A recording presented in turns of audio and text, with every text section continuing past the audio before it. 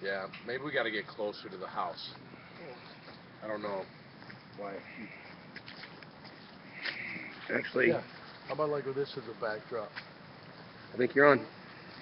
We're on? Huh? All right, welcome back. Tom McManus Super Bowl 47 road trip to New Orleans continues. I'm here with my good friend Michael Searcy, who's not only a family member of the crew along with me, but also our great host here in Kenner, Louisiana. Michael, welcome back to SuckItUpUSA.com, man. How you doing? I'm doing great. It's good to Thanks. see Yeah, you you too. again. Yeah. Absolutely. Thanks for the hospitality Sure, no and problem. letting us be here. Last time we saw you, we were headed to Dallas, and we stopped for the night in New Orleans and had a moment. So you might recognize Michael on the website and talking about Katrina back then. I want to talk about it today as well because we were talking earlier. The levels of water in this neighborhood alone were anywhere from 2 to 4 feet. People were displaced for months. Talk about that and just talk about the resiliency of making it back.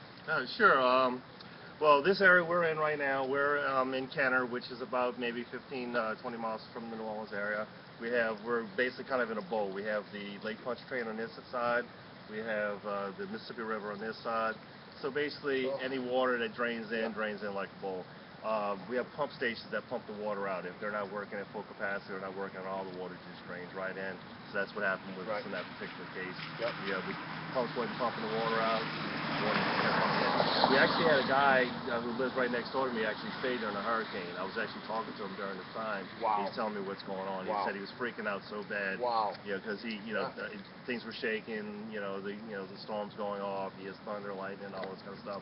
And then everything was kind of fine. And then all of a sudden, you just seen the water start creeping in.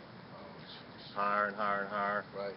If you notice in this area, because this is all built basically in swampland, some of the houses sit higher than others. Some lean a little bit. There's a lot of settling goes on. So our house actually sits a little lower than some of these other houses.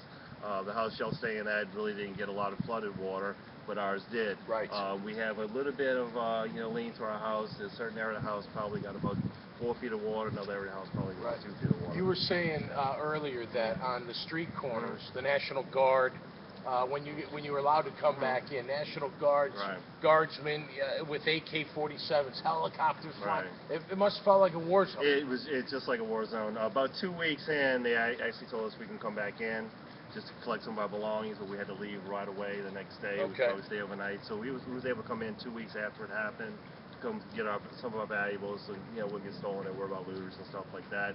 And when we came in the main thoroughfares, they had guys on street corners with M16s, National Guards, and they seen helicopters flying over, things like that. It did seem like a war zone.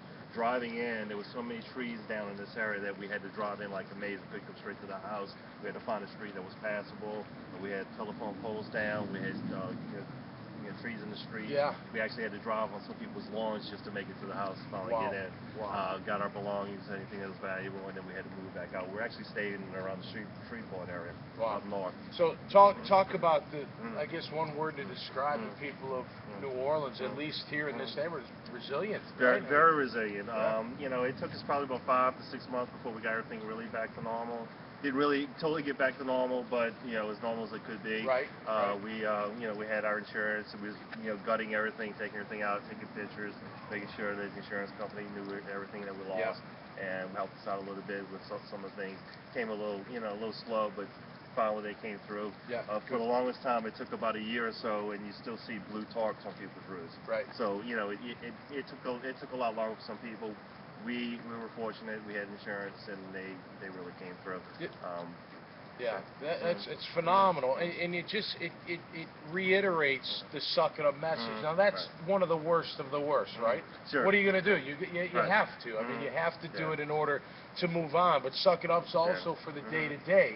Hey, suck it up and be great, right? Be a great dad. Be a great son. Be a great husband, wife, whatever the case may be, the best you could be.